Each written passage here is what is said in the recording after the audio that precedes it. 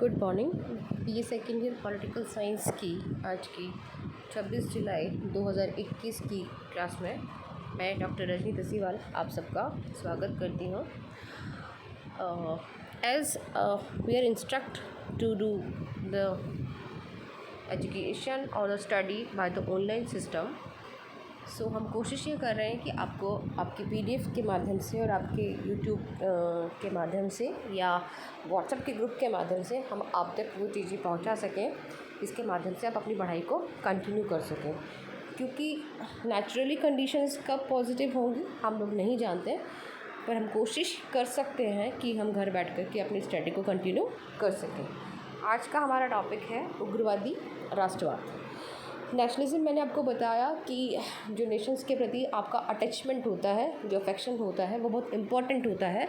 और उस नेशनलिज्म के माध्यम से, या नेशनलिज्म वो चीज़ है जिसमें आप अपने नेशंस, अपने स्टेट, अपने कंट्री के बारे में या अपने कम्युनिटी के बारे में सोचते हैं।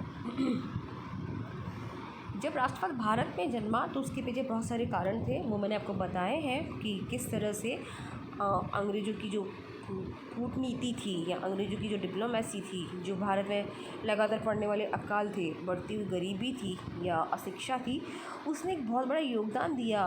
एक भारतीय को ये सोचने के लिए मजबूर किया कि हम अपने ही देश में दूसरी जाति के गुलाम क्यों हैं।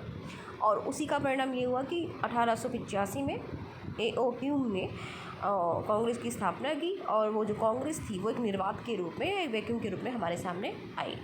उसी कांग्रेस ने ये कोशिश की कि वो भारत से उस ब्रिटिश जो जाति है, ब्रिटिश जो समुदाय है, उसको बाहर भेज सके, लेकिन संभवतः ऐसा हो नहीं पाया। रीज़न ये रहा कि कांग्रेस में सभी तरह के लोग जब आए, स्टार्टिंग में ऐसा हुआ था कि कांग्रेस जो थी वो लिबरल रही या उदारवादी लोगों का समूह रही, लेकिन जब चेंज आया, जब विचारों में टकराहट हुई, तो यही कांग्रेस जो है वो डिवाइड हो गई। ठीक है।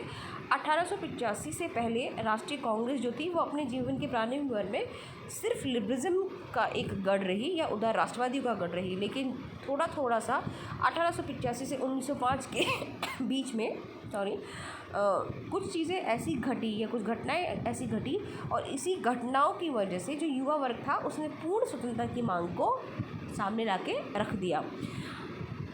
पूर्ण स्वराज्य और अधिराज्य दोनों में बहुत बड़ा फ़र्क होता है। डोमिनेटेड होना और इंडिपेंडेंट होना, दोनों में फ़र्क होता है। अधिराज्य में आपको कुछ स्वतंत्रताएं मिलती हैं या कुछ अधिकार दिए जाते हैं, और शासन वही जाति करती है जिसके अंडर में आप रह रहे हो। पूर्ण स्वराज्य में आपको अपने अधिकार, अपनी स्वतंत्रता और अपनी सोच समझ, प्रिंट मीडिया, प्रेस जो भी है, उन सब को अपने हिसाब से यूज़ करने की पावर मिल जाती है।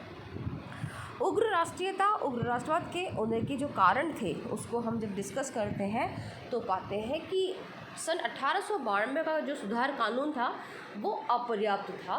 दूसरा, कई धार्मिक पुनरुत्थान ऐसे हुए, कुछ सांस्कृतिक चीज़ें ऐसी हुई जिसने व्यक्ति को ये सोचने पर मजबूर कर दिया कि हम ट्रेडिशनली या परंपराओं के पीछे अपने आप को परेशान कर रहे हैं या अपने आप का अंत कर रहे हैं।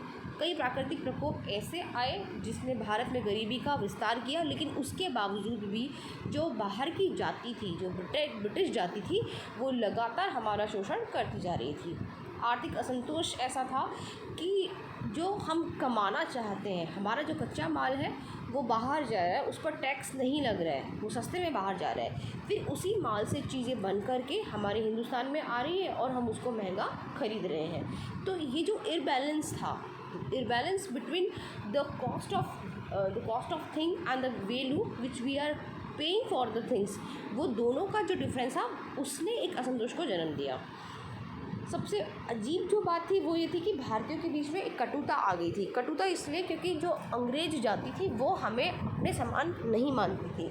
उनका ये मानना था कि जो भारतीय हैं वो इस लायक नहीं है कि उनको हिंदुस्तान या किसी भी देश का शासन दे दिया जाए। इसका मतलब ये हुआ कि वो हम लोगों को इस लायक मानते ही नहीं थे कि हम अपने देश का शासन कर सकते हैं या अपने देश का कॉन्स्टिट्यूशन बना सकते हैं। एक सबसे बड़ी जो चेंज आती है, सबसे बड़ा जो परिवर्तन आता है वो तब आता है जब हमारे साथ में किसी भी लेवल पर दुर्व्यवहार किया जाता है। फॉर एग्ज़ाम्पल, ऐसा होता था कि भारतीयों को वो मलेच्छ समझते थे, वो भारतीयों को पढ़े लिखे जानवर समझते थे या फिर जानवर से बदतर समझते थे।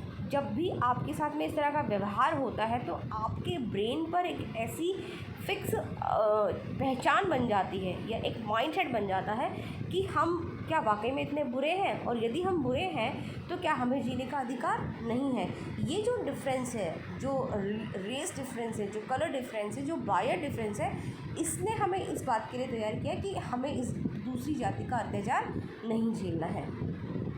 पश्चिमी देशों में कई क्रांतिकारी चेंजेज आए, जिसमें फ्रांस की क्रांति थी जिसने ये बताया कि इंडिपेंडेंट होना कितना ज़्यादा ज़रूरी है। उसी तरह से B.R. अम्बेडकर से पहले जो लोग थे उन्होंने देखा कि हर देश का एक कॉन्स्टिट्यूशन है, एक सिस्टम है, एक फ्रीडम सिस्टम है। तो वो जो फ्रीडम सिस्टम है, वो जो बेसिकली इंडिपेंडेंसी है, वो जो स्वतंत्रता जैसे अधिकार हैं, ये जो लिबर्टी है, ये सब हमें क्यों नहीं मिलती है। वो जो चेंज हो रहे थे उन्होंने भी भारत में उग्रवाद को जन्म देने में सपोर्ट किया।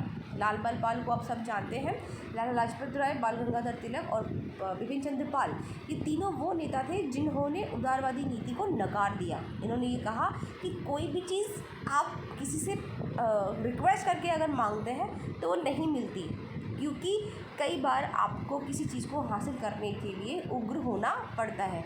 आपने देखा भी होगा कि जब हम किसी व्यक्ति से कोई चीज़ उम्मीद करते हैं, कोई चीज़ मांगने की कोशिश करते हैं, तो वो हमें बहुत ईजी गोइंग में रह करके इस तरह से बिहेव करता है कि जैसे मान लीजिए कि ठीक है दे दिया जाएगा या दे दूँगा, लेकिन वो चीज़ मिलती नहीं है। प्रॉब्लम ये आती है कि फिर हमें छीनना पड़ता है। लाल बाल पाल वैसे ही व्यक्तित्व थे। उन्होंने कहा कि बिना शस्त्र उठाए या बिना गोली चलाए आप अपना राज्य प्राप्त नहीं कर सकते। और सबसे बुरा जो टाइमिंग्स था वो था लॉर्ड कर्जन की प्रतिक्रियावादी शासन नीति। लॉर्ड कर्जन ने कुछ ऐसी चीज़ें की थी जो भारतीयों को समझ में नहीं आई। बंगाल का विभाजन जो 1905 में हुआ वो हिंदुस्तान के ऊपर बहुत बड़ा चोट था और उसने हमारे हिंदुस्तान को हिला के रख दिया था। संवैधानिक सुधार की दिशा में जितने भी प्रयत्न किए गए थे, 1852 का जो अधिनियम बनाया गया था, इस अधिनियम में निर्वाचन को इतना घुमा फिरा करके रखा गया कि आपको समझ में ही नहीं आ रहा था कि गैर सरकारी सदस्यों की संख्या कम है तो क्यों है, परिषदों के कार्य और अधिकार सीमित हैं तो क्यों है। क्योंकि वो दिखावे के लिए हमें अधिकार दे रहे थे पर वास्तविक अधिकार वो देना नहीं चाहते थे। वो क्या चीज़ें थी, वो क्या घटनाएं थी जिन्होंने इस उग्रवाद को पैदा किया या इस उग्रवाद को जन्म दिया, इसका बाकी का हिस्सा हम अगली क्लास में डिस्कस करेंगे। आज के लिए बस इतना ही। Thank you.